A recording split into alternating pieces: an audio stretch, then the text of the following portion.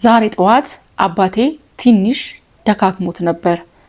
እኔን ደውለው ጠሩኝ። ሌላኛው ወንድሜም መጣ።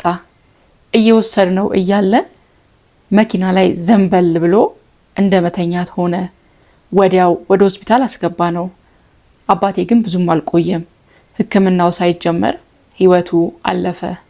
ይህ ንግግር የባህል ሙዚቃ አምባሳደሩ የድምፃዊ ሰማኸኝ በለው ሰሜ ባላገሩ ልጅ የሆነው እስራኤል ሰማኸኝ በለው ንግግር ነው። እንግዲህ የባህል ሙዚቃ አምባሳደሩ ሰሜ ባላገሩ ድንገተኛ በሆነ ሁኔታ ህይወቱ አልፋለች። ከህይወቱ ማለፍ ጋር ተያይዞ ብዙ ነገሮች እየተነገሩና እየተባሉ ይገኛሉ። እንዴት ናችሁ የተወደዳችሁ የኛ እይታ ቤተሰቦች? በዛሬ ቆይታዬ የድምፃዊ ሰማኸኝ በለው ህልፈትን ተያይዞ ቤተሰቡ ምን አለ፣ የቀብር ሁኔታው ምን ይመስላል፣ እንዲሁም የስራ አጋሮቹ ቴዲ አፍሮን ጨምሮ የሀዘን መግለጫቸውን እየሰጡ ይገኛሉ። ይህንን የምንዳስስ ይሆናል። እስከ ፍጻሜው አብራችሁኝ እንድትቆዩ በአክብሮት እጋብዛለሁ። የባህል አምባሳደሩ በብዙዎች ዘንድ እጅግ በጣም ሰፊ እውቅና ያለው ሰማኸኝ በለው ወይም ደግሞ ሰሜ ባላገሩ ህልፈት የተሰማው ዛሬ ቀትር ላይ በድንገት ነበር።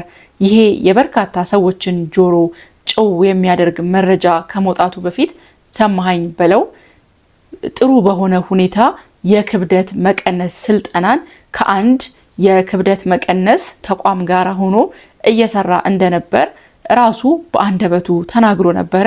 በሚገርም ሁኔታም በጣም በአጭር ጊዜ በ7 ሳምንት ከ10 ኪሎ በላይ መቀነሱንና ለዚህም ደግሞ ስልጠና ሲሰጡት የነበሩት አካላትን አመስግኑልኝ ብሎ ማመስገኑንና ምስጋና ሲያቀርብ ነበር ማለት ነው። እንግዲህ ይሄ በተሰማ በጣም በአጭር ጊዜ ምናልባትም በቀናቶች ውስጥ ሰሜ በድንገት ህይወቱ እቺን ዓለም ልትሰናበት ችላለች ማለት ነው። ብዙዎች ከሰሜ ሞት ጋር ተያይዞ የሚሰራው ስፖርት የሚያደርገው ዳይት በከፍተኛ ሁኔታ ሰውነቱን ስትረስ ውስጥ ከቶት እንደነበርና ይሄም ደግሞ ለሞቱ መንስኤ ሊሆን እንደሚችል እየተናገሩ ይገኛሉ። በተለይ ሕክምና ዘርፉ ላይ ያሉ አካላት ሰሜ በጣም ከመወፈሩ ጋር ተያይዞ ሰውነቱን በቶሎ ለመቀነስ በአጭር ጊዜ ውስጥ ብዙ ኪሎ ለመቀነስ ሲያደርግ የነበረው ጥረት በሕክምና የማይመከር በሳይንሱ የማይመከር ከመሆኑ ጋር ተያይዞ ሰውነቱ ሾክ አርጎ ሊሆን እንደሚችል ይሄም ደግሞ ከልብ ህመም ወይም ከስትሮክ ጋር የተያያዘ አሟሟት ሊሆን እንደሚችል የጤና ባለሙያዎች እየተናገሩ ይገኛሉ ማለት ነው። በነገራችሁ ላይ ሰሜ ድንገተኛ ውፍረት ነው። ውፍረቱ እድሜ ልኩን ያለ ሳይሆን ከጊዜ በኋላ የመጣ ውፍረት ነው። እየጨመረ የመጣ ውፍረት ነው። በቅርቡ ምናልባትም ከ2 ወራት በፊት አባይ ሚዲያ ላይ ቀርቦ ከራኬብ አለማየሁ ጋር ኢንተርቪው ነበረው እና እዛ ኢንተርቪው ላይ እንደተናገረው ከሆነ ውፍረቱ ከጊዜ በኋላ የመጣ በተለይም ደግሞ በቤተሰቡ በእናቱ ወገን በአያቱ ሌሎችም የእናቱ ወገን ያሉ ዘመዶቹ እሱን ጨምሮ የመወፈር ሁኔታ እንዳለ ይሄም እንግዲህ ከዘር ጋር ተያይዞም የሚመጣ ነገር እንዳለ ግን ደግሞ በዋነኝነት እንቅስቃሴ እንደማያደርግ ምግቡን እንደማይቆጣጠር ተናግሮ ነበረ እና በዛ የተነሳ እንደውም ከድክመቴ የተነሳ ነው ከስንፍናዬ የተነሳ ነው ልወፍር የቻልኩትኝ ብሎ ራሱ ባንደበቱ ተናግሮ ነበር። ያም ሆኖ ግን ሰሜ ከመወፈሩ ባሻገር ምንም አይነት የጤና እክል እንደሌለበት ሙሉ በሙሉ ጤነኛ እንደሆነ ጤነኝነት እንደሚሰማው እንደውም እሱ እንዳለው ራሴን እንኳን አሞኝ አያውቅም ብሎ ነበር። በዚህ ልክ ጤነኝነት ይሰማው የነበረ ሰው ራሴን እንኳን አሞኝ ሐኪም ቤት ሄጄ አላውቅም ሲል የነበረ ሰው እንግዲህ ዛሬ ቀትር ላይ በሚያሳዝን ሁኔታ በድንገት ህይወቱ ሊያልፍ ችሏል።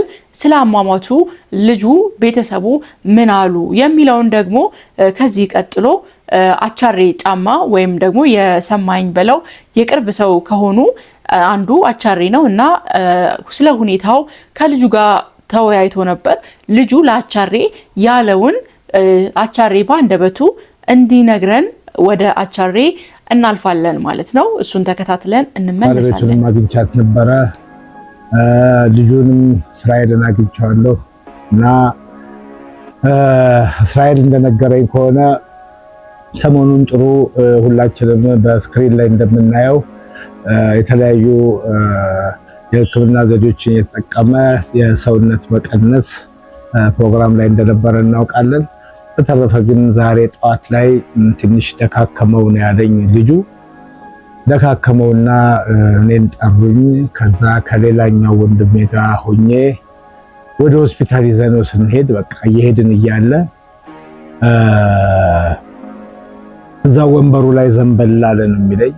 ከዛ በኋላ ግን እዛው በፍጥነት ሆስፒታል ሐኪም ቤት ከደረሱ በኋላ እዛው ሐኪም ቤት ይዘውት እንደገቡ ወዲያው ነው፣ ብዙም አልቆየ፣ ወዲያው ነው ያለፈው ማለት ነው ሰሜና። በጣም ነው የሚያሳዝነው። እንግዲህ እንደተመለከታችሁት ነው የሰሜ ሞት በጣም አስደንጋጭ የሆነ እጅግ በጣም ልብን የሚሰብር ድንገተኛ ሞት ነው። ሰሜ የቀብር ስነስርዓቱ ወዳጅ ዘመዶቹ እንዲሁም ቤተሰቦቹ በተገኙበት በነገው ዕለት የሚፈጸምም አቻሬ ጨምሮ ተናግሯል። የቀብሩም ስነስርዓት 9 ሰዓት በቦሌ በቡልቡላ መድኃኔዓለም 9 ሰዓት ላይ እንደሚፈጸም ነው ያለኝ መረጃ፣ ነገ ማለት ነው። በነገው ዕለት የቀብር ስነስርዓቱ ይፈጸማል ማለት ነው። በነገራችሁ ላይ ሰሜ በትዳር ህይወቱ ለብዙ ወጣቶች ምሳሌ ሊሆን የሚችል በትዳር ከ35 ዓመት በላይ የቆየ በህይወቱም 4 ልጆችን ያፈራ እንዲሁም ደግሞ የልጅ ልጆችን ጭምር ያየ በፍቅር በመከባበርና በመተሳሰብ የሚያምን እጅግ በጣም ድንቅ የሆነ የትዳር አጋርም ነበር። ድንቅ ሰው ነበር ማለት ነው። ለማንኛውም እንግዲህ በነገው ዕለት ቀብሩ ይፈጸማል። ከዚህ ጋር ተያይዞ ወዳጅ ዘመዶቹ፣ የስራ አጋሮቹ የሀዘን መግለጫቸውን እያሰሙ ይገኛሉ። ከነዛ መካከል የተወሰኑትን ወደ እናንተ የማደርስ ይሆናል ማለት ነው። ድምፃዊ ቴዲ አፍሮ በፌስቡክ ገጹ ላይ ያሰፈረው ጽሁፍ እንደዚህ ይላል፣ አነብላችኋለሁ። በተወዳጁና በአንጋፋው ድምፃዊ ሰማኸኝ በለው ድንገተኛ ህልፈተ ህይወት የተሰማኝን ጥልቅ ሀዘን እየገለጽኩ ለቤተሰቦቹ፣ ለወዳጅ ዘመዶቹ እንዲሁም ለሙያ አድናቂዎቹ በሙሉ ከልብ መጽናናትን እመኛለሁ።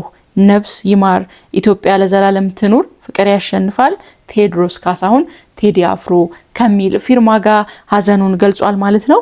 ሌላው እንግዲህ አብሮ አደግ ጓደኛው ከኪነት ቡድን ጀምሮ ከታች አብረው የመጡ በጣም ክፉና ደግን ያዩ ብዙ ነገሮችን አብረው እያሳለፉ ይሁኔ በላይም ሀዘኑን ገልጿል። እንግዲህ ይሁኔ እንደተናገረው እንደጻፈው ፌስቡክ ላይ ማለት ነው፣ አብሮ አደግ ጓደኛዬን የባህሉን ፈርጥ የሰማኸኝ በለውን ህልፈት ሰምቼ እጅግ አዝኛለሁ። እግዚአብሔር ነፍሱን ይማር፣ ለቤተሰቦቹም መጽናናትን ይስጥልን፣ ነፍሱም በገነት ትረፍ ብሏል ማለት ነው። እንግዲህ ሰማኸኝ ህይወቱ ከማለፉ አስቀድሞ ከተናገራቸው ጥቂት ነገሮች መካከል ቦዲ ሼም እንደሚደረግ፣ በሰውነት ውፍረቱ በጣም ብዙ ቅሬታዎች፣ ተቃውሞዎች እንደሚነሱበት፣ ሰዎች ባገኙት አጋጣሚ ሁሉ በሰውነት ውፍረቱ መጨመር የተነሳ ሊያሸማቅቁት እንደሚሞክሩና ብዙ አስተያየቶችን እንደሚቀበል ተናግሯል። በነገራችሁ ላይ ሰማኸኝ ኢንተርቪው የሰጠባቸው ሚዲያዎች ላይ ገብታችሁ ካያችሁ በአብዛኛው ስለ ውፍረቱ፣ የውፍረቱ አሳሳቢነት፣ ውፍረቱን መቀነስ እንዳለበት፣ ውፍረቱን ለምን ችላ አለው፣ እንደዚህ የመሳሰሉ ኮሜንቶች በብዛት ይሰጡታል ማለት ነው። እንግዲህ በተለይ ደግሞ ከመሞቱ ከጥቂት ጊዜያት ቀደም ብሎ አባይ ቲቪ ላይ ቀርቦ በነበረ ሰዓት ፊቱን ጭምር ሰዎች እያዩ ፊትህ ግን ልክ አይደለም፣ እሱ ጤነኛ ነኝ፣ ምንም አይነት ህመም የለብኝም ብሎ ተናግሯል። ግን ሰዎች ፊትህ ልክ አይደለም፣ ምን ሆነክ ነው፣ ፊትህ ላይ መለዋወጦች አሉና ምንድነው እሱ እያሉ ኮሜንት ሲያደርጉለት ነበር። እና እንግዲህ ውፍረቱ በጣም እንደሚያሸማቅቀው፣ ሰዎች በዛ እንደሚያሸማቅቁት ተናግሮ ነበር ማለት ነው። እንግዲህ ሰማኸኝ በለው ድንቅ የባህል ዜማዎች አቀንቃኝ፣ ብዙ ትዝታዎችን ጥሎልን ያለፈ ነው ማለት ነው። እንግዲህ ለወዳጅ ዘመዶቹ፣ ለቤተሰቦቹ መጽናናትን ይስጥልን እያልን እንሰናበታለን። ቻው።